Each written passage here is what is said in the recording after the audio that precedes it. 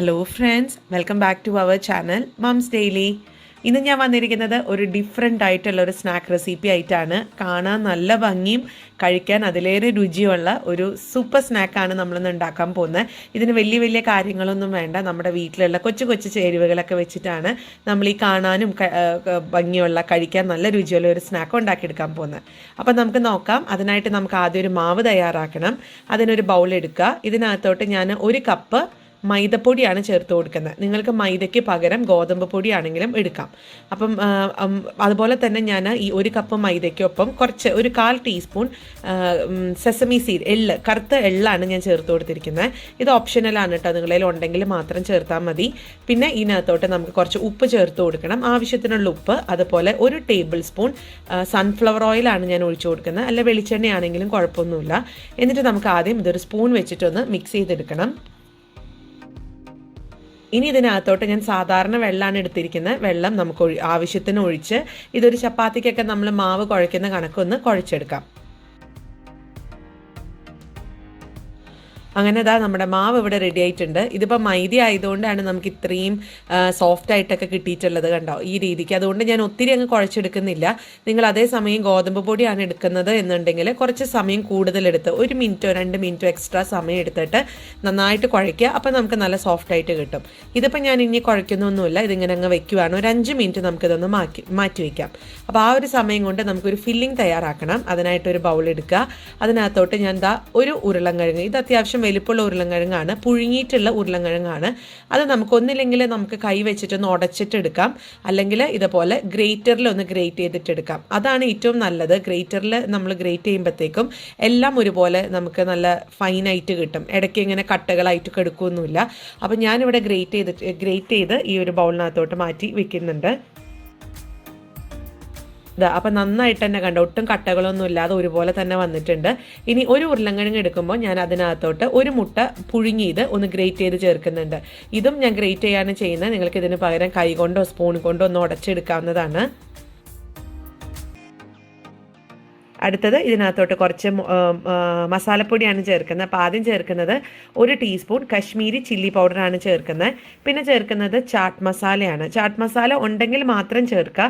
ഇച്ചിരി ഒരു ടാങ്കി ആയിട്ടുള്ള ഒരു ടേസ്റ്റാണ്, കുറച്ച് എരിവും കുറച്ച് പുളിയൊക്കെ ഉള്ളൊരു ടേസ്റ്റ് ആയിട്ടുള്ളൊരു ചാട്ട് മസാലയാണ്. അപ്പോൾ അത് ഞാൻ 1/4 ടീസ്പൂൺ ചേർക്കുന്നുണ്ട്. നിങ്ങളുടെ കയ്യിൽ ആ ചാട്ട് മസാല ഇല്ലെങ്കിൽ അതിന് പകരം കുറച്ച് ഇഞ്ചി വെളുത്തുള്ളി ചതച്ചത് നമുക്ക് ചേർത്ത് കൊടുക്കാം. അല്ലെങ്കിൽ അതോടൊപ്പം തന്നെ കുറച്ച് ഗരം മസാലപ്പൊടിയും ഇച്ചിരി മല്ലിപ്പൊടിയൊക്കെ ആണെങ്കിലും പല ഓപ്ഷൻസാണ് കേട്ടോ. നിങ്ങൾക്ക് ഏത് ഫ്ലേവറാണ് കൂടുതൽ ഇഷ്ടം അത് ചേർത്ത് കൊടുക്കുക. ഇനി ഞാൻ ഇതിനകത്തോട്ട് ഒരു ചെറിയ പച്ചമുളക് ചെറുതായിട്ട് അരിഞ്ഞിട്ടുള്ളത് ചേർക്കുന്നുണ്ട്. നമുക്ക് വലിയ എരിവൊന്നും ഇതിനകത്ത് വന്നിട്ടില്ല, കാരണം കാശ്മീരി ചില്ലി പൗഡറാണ് ചേർത്തത്. അതുകൊണ്ട് വലിയ എരിവ് അതിനില്ലാത്തത് കൊണ്ടാണ് ഒരു പച്ചമുളകും കൂടെ ചേർത്തിട്ടുള്ളത്. പിന്നെ നമുക്ക് ആവശ്യത്തിനുള്ള ഉപ്പ് ഇതിനകത്തോട്ട് ഞാൻ ചേർത്ത് കൊടുത്തിട്ടുണ്ട്. അതോടൊപ്പം തന്നെ കുറച്ച് മല്ലി ഇല ചെറിയതായിട്ട് അരിഞ്ഞത് ചേർക്കുന്നുണ്ട്. നിങ്ങൾക്ക് ആ ഫ്ലേവർ ഇഷ്ടമാണെങ്കിൽ ചേർക്കുക, അല്ലെങ്കിൽ അത് സ്കിപ്പ് ചെയ്യാം. ഇനി നമുക്കിതെല്ലാം കൂടെ ആദ്യം ഇതുപോലെ ഒന്ന് മിക്സ് ചെയ്തെടുക്കാം. അതോടൊപ്പം തന്നെ മിക്സൊക്കെ ചെയ്ത് വന്നിട്ടുണ്ട്. ഇനി ഇതിനകത്തോട്ട് ഞാൻ 1 ടേബിൾ സ്പൂൺ അരിപ്പൊടിയാണ്. അത് വറുക്കാത്തത് എങ്ങനെയാണെങ്കിലും കുഴപ്പമില്ല. ഇനി അരിപ്പൊടി ഇല്ലാന്നുണ്ടെങ്കിൽ അതിന് പകരം നിങ്ങൾക്ക് കോൺഫ്ലവർ ഉണ്ടെന്നുണ്ടെങ്കിൽ കോൺഫ്ലവർ ചേർത്ത് കൊടുക്കാം. ഒരു ചെറിയൊരു കോട്ടിങ് അത്രയേ ഉള്ളൂ. അപ്പോൾ ഞാൻ നന്നായിട്ടൊക്കെ കുഴച്ചെടുത്ത് വന്നിട്ടുണ്ട്. ഇനി നമുക്കിത് കുഞ്ഞു കുഞ്ഞു ബോൾസുകളാക്കിയിട്ട് ഒന്ന് മാറ്റി വയ്ക്കാം.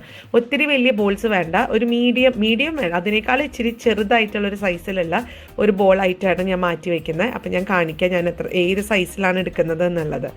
ഈ ഒരു രീതിക്കാണ് നമ്മുടെ ബോൾസ് ഒക്കെ ആക്കിയിട്ട് എടുത്തിട്ടുള്ളത്. ഇനി നമുക്ക് ബാക്കിയുള്ളതും കൂടെ ഇതുപോലെ ഒന്ന് പെട്ടെന്ന് തന്നെ ഒന്ന് ഷേപ്പ് ആക്കി എടുക്കാം. അങ്ങനെ ബോൾസ് ഒക്കെ ഇവിടെ റെഡിയായി വന്നിട്ടുണ്ട്. അപ്പോൾ ഇത് നമുക്കൊന്ന് ഇവിടെ ഒന്ന് മാറ്റി വയ്ക്കാം. ഇനി നമ്മൾ നേരത്തെ ഒന്ന് കുഴച്ച് വെച്ചിട്ടുണ്ടായിരുന്ന ഈ ഒരു മൈദയുടെ മാവ് ഇവിടെ റെഡിയായി ഇവിടെ കുറച്ച് നേരം ഞാൻ മാറ്റി വെച്ചിട്ടുണ്ടായിരുന്നു. ഇനി അത് നമുക്ക് പരത്താൻ നോക്കാം. അപ്പോൾ അതിനായിട്ട് ഞാനിവിടെ കുറച്ച് പൊടിയൊന്ന് ഇതിൻ്റെ മേലെ ഒന്ന് തൂവി കൊടുക്കുന്നുണ്ട്. അത് ഗോതമ്പ് പൊടിയോ മൈദപ്പൊടിയോ ഏതാരെങ്കിലും കുഴപ്പമൊന്നുമില്ല. ഇനി നമുക്കിത് ഒത്തിരി കനം കുറച്ചിട്ട് പരത്തിയെടുക്കരുത്. അത്യാവശ്യം ഒരു ചെറിയൊരു രീതിയിലൊരു തിക്നെസ് വേണം. അത് ഞാൻ കാണിക്കാം. അപ്പോൾ ഞാൻ ആദ്യം ഇതൊന്ന് പരത്തിയെടുക്കുന്നുണ്ട്.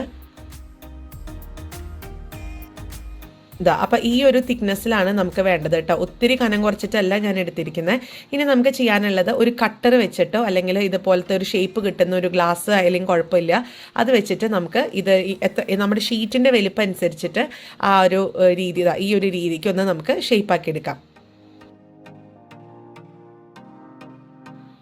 ഇതാ ഈ ഒരു ഷേപ്പിലാണ് നമുക്ക് കിട്ടിയിട്ടുള്ളത്. അപ്പോൾ ഇത് ഞാനൊന്ന് മാറ്റി വയ്ക്കുന്നുണ്ട് കേട്ടോ. ഇതോടൊപ്പം നമുക്ക് ഒരു കാര്യം കൂടെ നമുക്ക് ചെയ്യാനുണ്ട്, അത് ഞാൻ പറയാം. അപ്പോൾ അതിന് മുൻപ് ഞാൻ ഈ ഒരു 6 എണ്ണം ഇതേപോലെ ഒരു ബോർഡിനകത്ത് ഒന്ന് മാറ്റി വെച്ചിട്ടുണ്ട്. അതിപ്പോൾ നമുക്ക് കൗണ്ടർ ടോപ്പിൽ മാറ്റി വെച്ചാലും മതി കേട്ടോ, അത് കുഴപ്പമൊന്നുമില്ല. ഇനി നമുക്ക് ഒരു പശ തയ്യാറാക്കണം, ഒരു സ്ലറി തയ്യാറാക്കണം. അപ്പോൾ അതെങ്ങനെയാണെന്ന് നോക്കാം. അതിനായിട്ട് ഞാനൊരു ബൗൾ എടുക്കുന്നുണ്ട്. അതിനകത്തോട്ട് 1 ടേബിൾ സ്പൂൺ മൈദപ്പൊടിയും ആവശ്യത്തിനുള്ള വെള്ളം ഒഴിച്ചിട്ട് നമുക്കിതൊരു ഇച്ചിരി കട്ടിയായിട്ടുള്ള രീതിക്കുള്ള ഒരു മാവായിട്ട് എടുക്കാം. കാരണം ഇത് നമുക്ക് ഒട്ടിക്കേണ്ട ആവശ്യമുണ്ട്, ഒന്ന് ഒട്ടിയിരിക്കാൻ വേണ്ടിയിട്ട്, ആ റോസാപ്പൂവിൻ്റെ അതളുകളൊക്കെ ഒന്ന് ഒട്ടിയിരിക്കാൻ വേണ്ടിയിട്ടാണ്. അപ്പോൾ അതിന് വേണ്ടിയിട്ടുള്ള ഒരു പശയായിട്ടാണ്, ഒരു സ്ലറി ആയിട്ടാണ് നമ്മൾ എടുക്കുന്നത്. അപ്പോൾ നമുക്കിതൊന്ന് മിക്സ് ചെയ്യാം. അങ്ങനെ നമ്മുടെ സ്ലറി ഇവിടെ റെഡി ആയിട്ടുണ്ട്. ഇതാണ് കേട്ടോ ഇതിൻ്റെ ഒരു കൺസിസ്റ്റൻസി എന്ന് പറയുന്നത്. അപ്പോൾ ഇത് ഇവിടെ ഇരിക്കട്ടെ.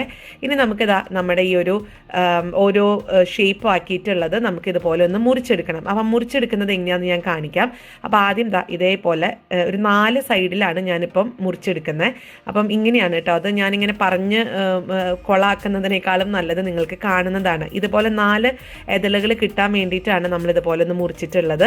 ഇനി നമുക്ക് പശ ഒന്ന് തേച്ച് കൊടുക്കണം. ആ ഒരു സ്ലറി നമ്മൾ തേച്ച് കൊടുത്തിട്ട് ഇതിൻ്റെ നടുക്ക് നമ്മൾ ആ ഒരു തയ്യാറാക്കി വെച്ചിട്ടുള്ള ഒരു പൊട്ടറ്റോ ബോൾ വെച്ച് കൊടുക്കുകയാണ് ചെയ്യുന്നത്. അപ്പോൾ ആദ്യം നമുക്ക് ഈ പശ ഒന്ന് തേച്ച് വെക്കാം. അപ്പോൾ പശ എന്ന് പറയുമ്പം നിങ്ങൾക്ക് ഇതിന് പകരം വെള്ളമാണെങ്കിലും ചെയ്യാം കേട്ടോ, കുഴപ്പമൊന്നുമില്ല, ഒട്ടിയിരിക്കാറുണ്ട്. ഞാൻ വെള്ളം വെച്ചിട്ടും ചെയ്യാറുണ്ട്. പക്ഷേ ശരിക്കുള്ള മെത്തേഡ് എന്ന് പറയുന്നത് ഇതേപോലെ മൈദ വെച്ച് ഒട്ടിക്കുന്നതാണ്. അതാകുമ്പോൾ നല്ല പെർഫെക്റ്റ് ആയിട്ട് ഇരിക്കും. അതുകൊണ്ട് മാത്രമാണ്, നിങ്ങൾക്ക് ഏത് വേണമെങ്കിലും ഉപയോഗിക്കാം, എങ്ങനെ വേണമെങ്കിലും. ഇനി നമുക്കിതിൻ്റെ നടുക്ക് ഇതേപോലെ ആ ഒരു പൊട്ടറ്റോ, ആ ഒരു നമ്മുടെ മുട്ടയുടെയും ഉരുളൻകിഴങ്ങിൻ്റെയും മിക്സ് വെക്കുക. പിന്നെ ഓരോ പീസും ഇതേപോലെ നമ്മളിങ്ങനെ വെച്ച് കൊടുക്കുക. അപ്പോൾ അതിങ്ങനെ നമ്മൾ വെച്ച് കൊടുക്കുന്നതോറും, ഇങ്ങനെ ഒട്ടിച്ച് കൊടുക്കുന്നതോറും ഇത് നല്ലൊരു പൂവിൻ്റെ ഷേപ്പൊക്കെ ആയിട്ട് നമുക്ക് നല്ല റോസാപ്പൂവിൻ്റെ ഷേപ്പ് പോലെ നമുക്ക് കിട്ടുകയും ചെയ്യും. അപ്പോൾ ഇങ്ങനെയാണ് നമ്മുടെ ഒരു സ്നാക്ക് ഇരിക്കുന്നത്. ഇത് ഇങ്ങനെ തന്നെ കാണാൻ എന്താ രസമല്ലേ.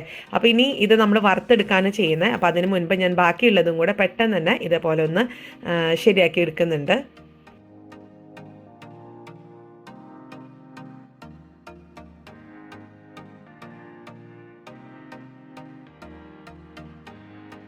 അങ്ങനെ നമ്മളിതുപോലൊക്കെ ഷേപ്പൊക്കെ ആക്കി എടുത്ത് ഇങ്ങനെ ഒരു പാത്രത്തിലോട്ട് മാറ്റി വെച്ചിട്ടുണ്ട്. ഇനി ഇത് വറുത്തെടുക്കാൻ വേണ്ടിയിട്ടൊരു പാത്രത്തിൽ എണ്ണ വെക്കുക. എണ്ണ ഒഴിച്ചിട്ടുണ്ട്, സൺഫ്ലവർ ഓയിലാണ്, മീഡിയം ഫ്ലെയിമിലാണ് എണ്ണ ചൂടാക്കിയിട്ടുള്ളത്. ഇനി നമ്മുടെ ഒരു പാത്രത്തിൻ്റെ വലുപ്പം അനുസരിച്ച് അത് 1, 2, 3 എത്രയാണെന്ന് വെച്ചാൽ അത് ഇട്ട് കൊടുക്കുക.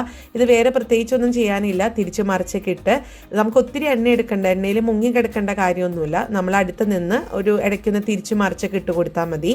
എന്നിട്ട് ഇതിന് നല്ലൊരു ഒരു ഗോൾഡൻ കളറൊക്കെ ഇങ്ങനെ വരാൻ തുടങ്ങും. ആ ഒരു സമയത്ത് ഒന്ന് ഉറപ്പ് വരുത്തുക എല്ലാം ആയിട്ടുണ്ടെന്നുള്ളത്. പ്രത്യേകിച്ച് അതിൻ്റെ ഉള്ളിലുള്ള ഒരു ഉരുളൻകിഴങ്ങൊക്കെ ഒന്ന് മുരിഞ്ഞിട്ടുണ്ടെന്ന് ഉറപ്പ് വരുത്തിയതിന് ശേഷം നമുക്കിത് വറുത്ത് പോരാം.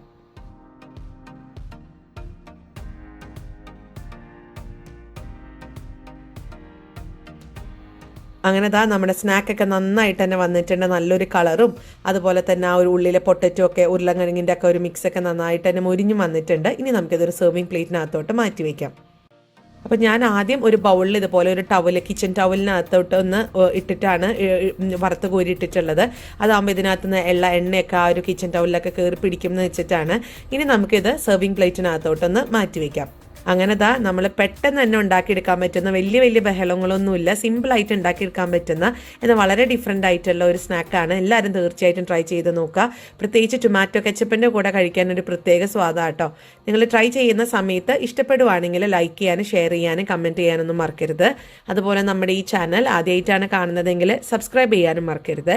അപ്പോൾ അടുത്തൊരു വീഡിയോ ആയിട്ട് നമുക്ക് ഉടനെ കാണാം. അൻറ്റിൽ ദെൻ ബൈ.